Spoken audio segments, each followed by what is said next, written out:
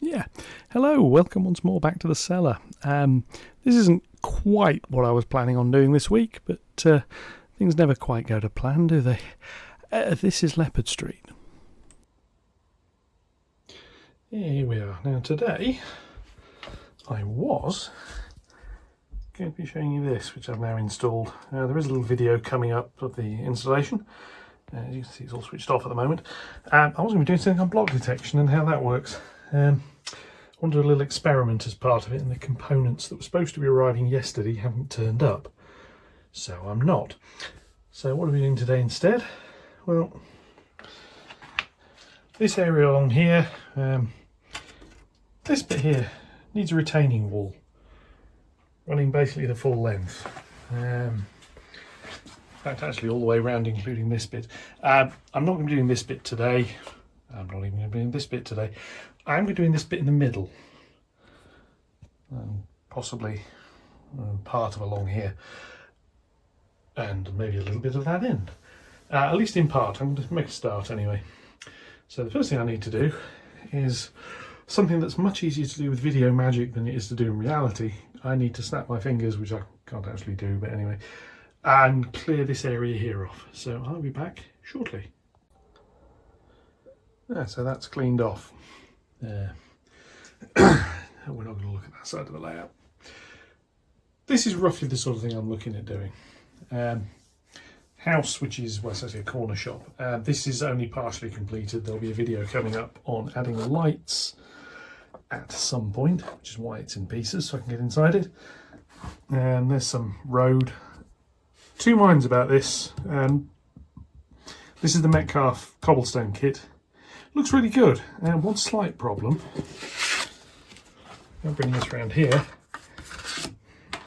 With the Hoover, which is obviously in the way, is how do you do corners?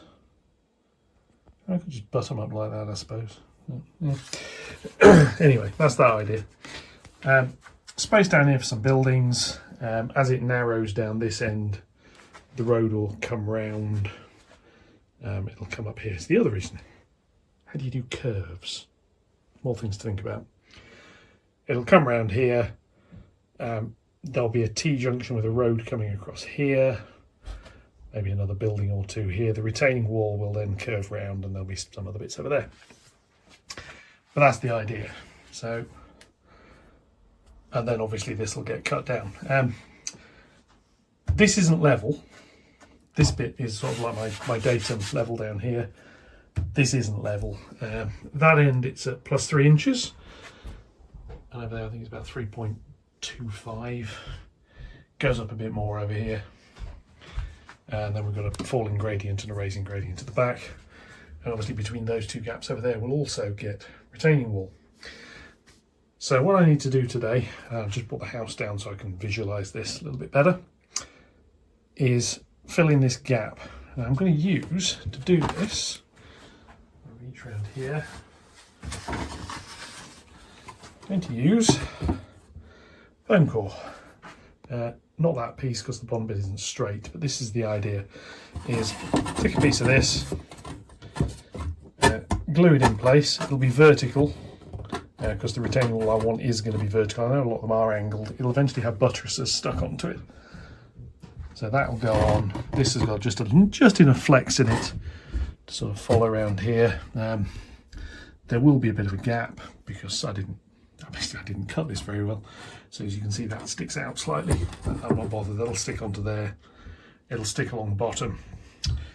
It'll stick to the top where it can. Where it can't, eventually I will fill in down here with a piece of card. But that'll go along there. Glue on that dries. Then I'll cut some of this to clad it with. Obviously they can then sort the top out. But once the glue's dried, I can trim this off, and it will trim off at the plywood level. There will eventually be a parapet wall along the top. I'm doing this base piece first. I've got a bigger piece of this, so what I'm going to do is find my craft knife, find a ruler, or something I can use as a ruler, and I'm going to make a start on doing this cladding along here, which should then actually look quite a bit better, and especially once it eventually gets the brick card added. So I'm going to do this middle board first. Exactly what's going to happen at that end, I'm not 100% sure yet. It'll go a little bit further down. I was thinking of putting tram lines in, but I can't find any ready to run trams that are suitable, that are powered without a lot of kit work, so I don't think I'm going to bother. We're going to run down here. This area here will eventually have another board, because this tracks here, they're going to get in focus. Tracks here, they're going to curve round, zoom off. So there will be another board here with walls this side as well. So this, I'm not sure about. This may end up as like a dead end bit of road that goes down with something at the end and walls either side. And down here with this signal is, I'll probably put the wall going across a bit further, and I'll just build that bit up. I can do that. And then there'll be a road going over there and whatever. So I'm going to make a little start on that, and I'll be back when I'm set up to start cutting this stuff. Yeah, so here we are. This is the foam core I'm going to use. It's actually a piece of white foam core that got one side sprayed black quite a few years ago. I can't quite remember what I did that for. I think it was something to do with a scoreboard. So what I'm going to do, very crudely, marker pen is that side roughly. I'm just going to mark this out. I want this to be an overestimate, so I'm marking out deliberately a little bit above. That's marked to the sides, and I need something to use as a straight edge. I know what I want to use, I'm just not quite sure where it is. Ah, it is. I was going to use my spirit levels as a straight edge, very roughly. Now this is going to be very rough, which is why I've over measured it. So that's like that, and down there, like that. I can get a couple of strips out of that. And then a blade, which I don't think is particularly sharp, unfortunately. Hopefully it's sharp enough to do this with a few passes.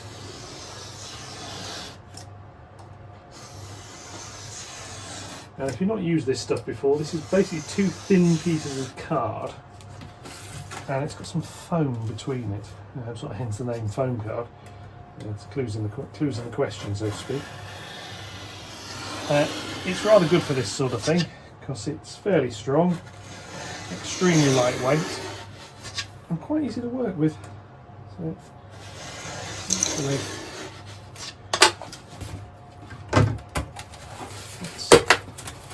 about enough. Cut it through there. There we go. Got there out of the way. And what I'm going to do now is glue that into there, and that'll give me a straight edge along that bit, and then I can do the bit at the other end. What I'm actually going to do before I stick it together, however, because this other end piece is going to be slightly curved, I'll just have to go around there slightly, is I'm going to stick a little lip on this end, just as from an offcut. This is so I've got something to glue the next piece to. So just make hold of a piece of that, and I'll just make that on this bit. That'll do. It's just rather dusty because it's been sitting behind a door for about 2 years. This one, I think it was. I think it got painted before I moved here, so that's that. Right, so that needs a bit of glue. We'll hold it to that end, which we've got on the right side. So the glue to use for that is Bostik. Reason for using Bostik is it dries quite quickly. So I shall glue some of that onto there. Don't need lots. And that, some of the fluff pulled off. Go into there, like that. and that'll stick. And what I'm actually going to do is cut the other piece of this, so I've got all of this length as a single piece. So again,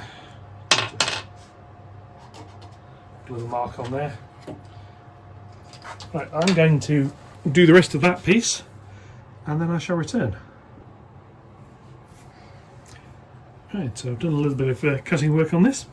I've also pulled out the bit of, it was actually XPS foam that was laid along to about, I don't know, about there, to put a retaining wall section in along the back here as well. That's not stuck, I'm just waiting for the joint in the middle to dry. This bit is done.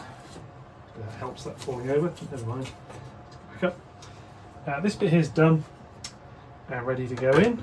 I've had to fettle the bottom part slightly, but this is basically going to go in here. This point here, you can see this, I've made a few little cuts. What that does is mean it bends nicely, so as it to go around the corner, it needs to go around. The board it's on isn't completely flat, which is a little bit of a problem, but not a huge one.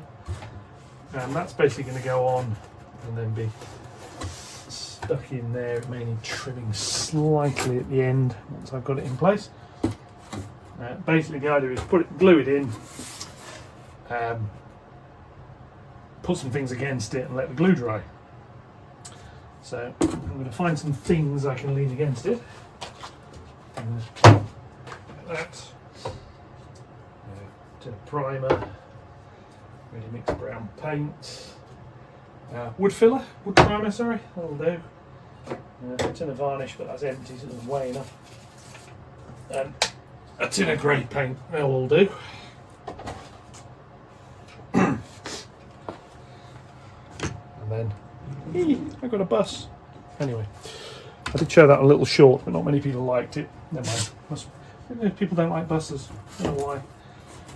Right, so this, I'm going to use this Gorilla wood glue for this. I've used Copydex for the rest of it. Not Copydex, rather, I have used that quite extensively. I'm going to use this for this section. I actually want this to stick properly. Use Bostik to put these little join pieces on. Works brilliant on the paper. Don't use it on the foam. That's, if you use it on the foam, you'll find out why I don't use it on the foam, but don't use it on the foam. So what I'm going to do is a bit of this wood glue onto these uprights. And this glue really is good stuff. It's quite sticky. It's sort of what you want from a glue, really. Come up here like this, put something there. And use the tip of this just to mash that in. And then I'm going to go on this edge. Some more of this. Now the board won't actually touch along all of this edge, but any bit it does touch in, I want it to stick to. A smear of this along here. Along here, this end as well needs some. Do that. And again, on the edge, this top edge will largely be stuck at this end. Bit of luck, anyway.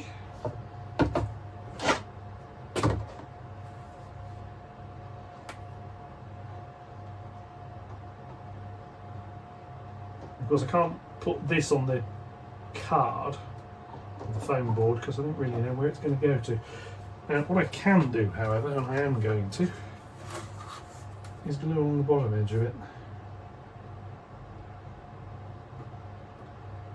Not really press down too much doing this, but never mind. So this is quite thick glue. Smear it along. That's actually holding most of the layout together, actually, this glue. There's a glue and screw construction on the baseboard. Put some of this along here. Now this is going to take a little while to stick, unfortunately, but there we go. A little longer than it would do if I was using Copydex, but I actually want this to be a more permanent join.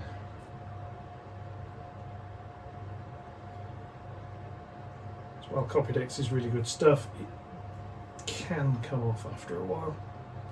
Right, that's that. Now, move that way up. Properly lined up and into place. So that's that end. Well on there. Like that. And then this end here, get pressed in like that.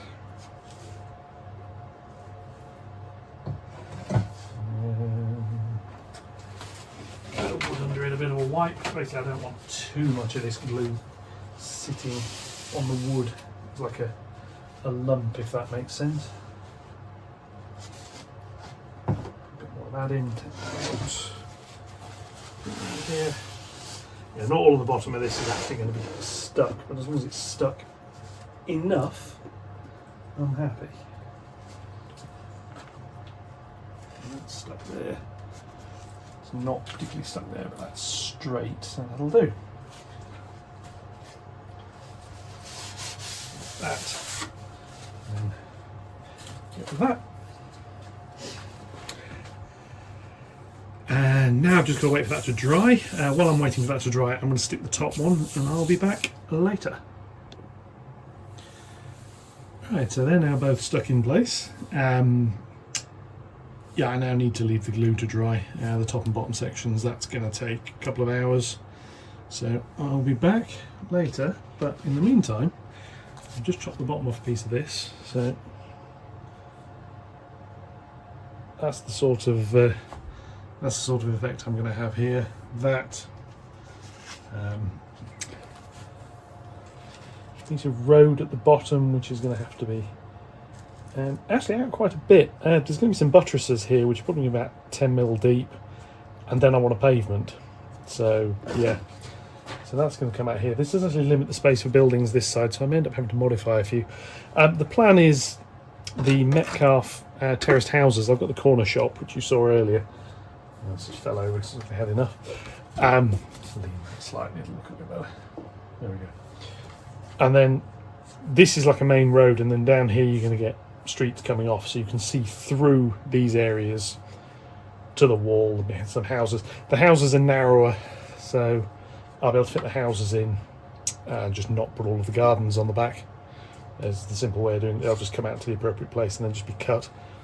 Yeah, you'll be able to see into the gardens. And that's there, and then the idea of the scale of the thing, that's going to be there. Obviously the retaining wall it'll probably be a bit about there in the end, by the time it's got the parapet wall on top. And yeah, this is all going to be a little street scene. And equally, as the Scottish Model Railway Guide channel showed these early today, actually. I thought, I've got some of those on order. What I've got, yeah, likely then I can untangle one without ripping it. Got a load of street lights to fit in. Obviously these light up. So yeah, there'll be a bunch of these along here as well, at whatever height they go to, probably something like that, maybe, don't know. Just sort of see how I want them to be about. Every time I've lived in a house, I've had a street light right outside the window upstairs, apart from here. I'm quite grateful here. So I bring the house in here.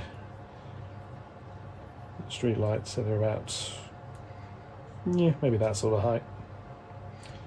And then they'll just run along here, and then I'll be able to light this whole scene up, which I think will look quite nice. Yeah, so I shall return.